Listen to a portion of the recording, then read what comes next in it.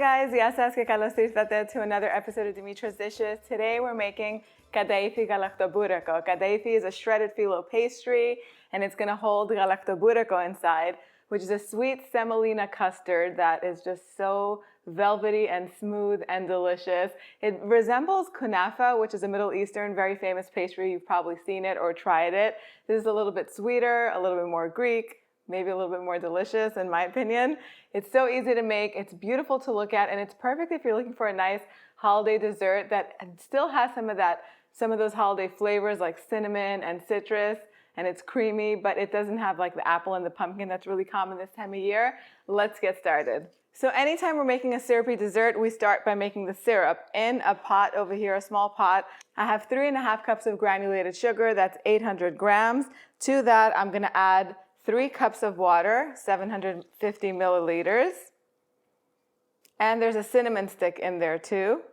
And then I like to add some citrus in this. You could either add lemon or orange. Today I'm doing orange, but last time I made it with lemon. And I like to take the peel off, which is the zest, using a potato peeler. And the more zest you put in, the more flavor you're gonna have. So I like to pretty much use, I'm just gonna use half of this, because the other half I'm gonna use inside the custard. And I'm just gonna zest it. And if you don't have a peeler, you can use a sharp knife or you could zest it. And that goes in there. And then I'm gonna put the juice of half of this orange in here as well.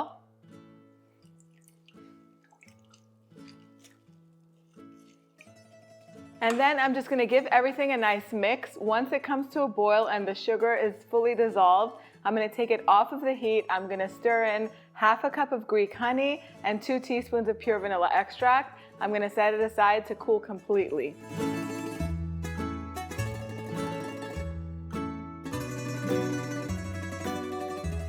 Okay, the syrup is ready. Now it's time to make the custard. So in another saucepan over here, I have 4 cups of milk.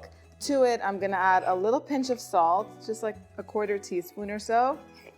And I have 3/4 cups of sugar, or 160 grams. I'm gonna put just a little bit of it, so that way when the milk is gonna be warming up, it doesn't burn. It really helps the milk not burn, basically. I'm gonna put it on the stovetop over medium heat while I prepare the rest of the ingredients. Oops. So we're gonna put 2 whole eggs in here.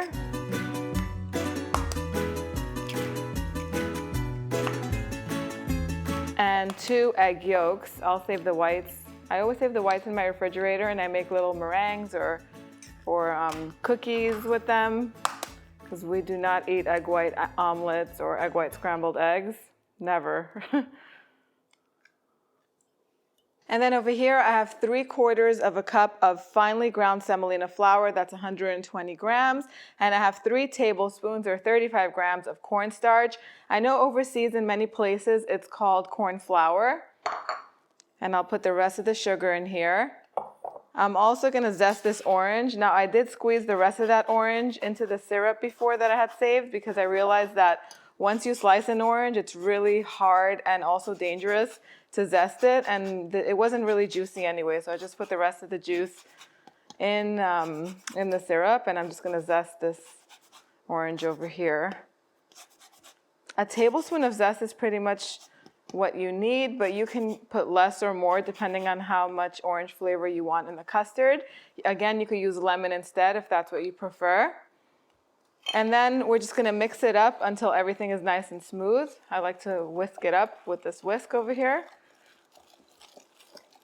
Okay, so once the milk is steaming hot, you're gonna pour it little by little into this egg and semolina mixture and whisk it in until it's, all liquefied and absorbed.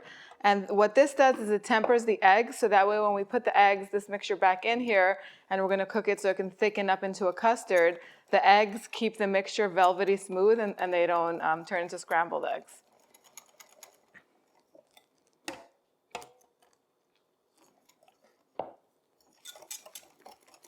And then pour everything into the saucepan. And then just make sure that you're constantly whisking this over medium heat until it comes to a boil. Once it comes to a boil, you're going to see that it's going to begin to thicken. And once that happens, just take it off of the heat. It is going to continue to thicken, and stir in 2 teaspoons of pure vanilla extract. Then we're going to put it all together.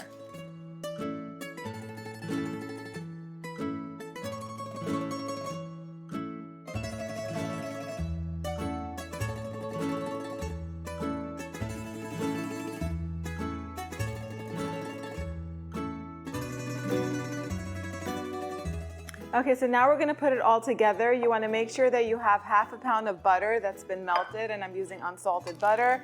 And this is 1 pound of Kataifi pastry. This is sold in Mediterranean or Middle Eastern grocery stores. It's sold in the freezer section, so when you bring it home, you want to make sure that the night before you're going to be making this pastry, that you put it in your refrigerator. Leave it in the box, put it in the refrigerator so it could thaw out, and then in the morning leave it at room temperature on your countertop. Again, don't take it out of the box until right before it's time to make the dessert. Before we put it together, you just want to make sure that you just separate all of the strands. That's going to help the pastry stay nice and light. And it's really easy to do. You just pull them apart like this.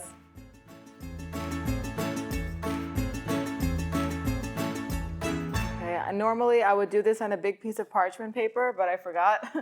So I'm just gonna clean this up later on. Push this off to the side. I'm making it in a 9 by 13 inch baking pan, but you can make it a little thicker, like a big pie. If you wanted to use a 10-inch round pie dish, you could do that as well. But this is what I'm gonna be using. I'm gonna brush the pan with a little bit of the melted butter. And I'm going to take half of the Kataifi pastry, and I'm going to line the bottom of the pan with it. Kind of go up the sides too. Now you can grind up some pistachios and sprinkle them in here, or even do a nice baklava nut mixture if you want to add some nuts to this. Maybe some walnuts and almonds with a little bit of cinnamon would be nice, but I'm keeping it plain today. And then I'm going to put all of this custard in here. If the custard gets too thick, this is pretty thick for my liking, but I'm still going to leave it because I'm going to serve this hot today, so it's going to stay nice and soft. But if you're serving it the next day and you want your custard to be soft, you see as it sits, it thickens and it gets really, really thick like this. You can stir in maybe half a cup of heavy whipping cream or half a cup of milk, or even a little bit more, just to get it to a little thinner consistency. But this should be fine. I'm just going to spread it right over the Kataifi. And then I'm going to put the rest on top. This is such an easy dessert. It's actually way easier to make than the traditional Galaktoboureko, the Greek custard pie. Perfect. And now I'm going to put all of the rest of this butter on top. The butter is going to give it lots of flavor, and it's also going to help it bake and get nice and toasted and golden brown. So you can also, like I said, you can sprinkle some nuts on top of this if you want to, but I do prefer to leave it plain. And I prefer, if I am going to add nuts on top, I like to do it afterwards more like a garnish, and pistachios are a beautiful garnish if you want to grind up some pistachios for this.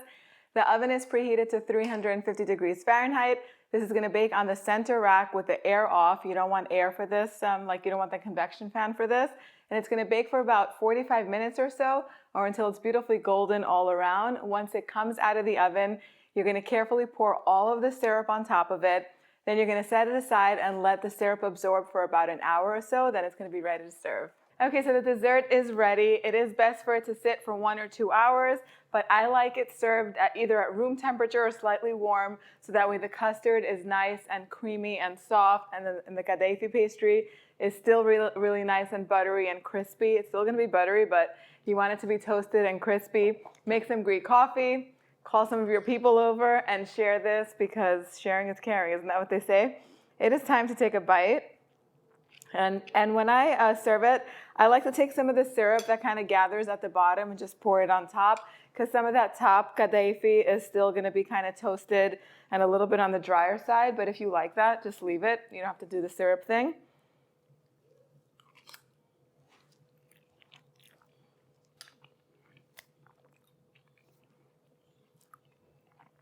Delio. We say in Greek, perfect. Everything is right about this. It's creamy, it's toasted and a little bit crunchy on the top. The Kataifi pastry layer on the bottom is just so soft and delicious. You guys are gonna love this one. The exact measurements are gonna be on the website, dimitrasdishes.com. You could head on over there and print it out. If you wanna learn how to make more delicious classical Greek desserts, click over here and I'll see you right over there. Yes, yes.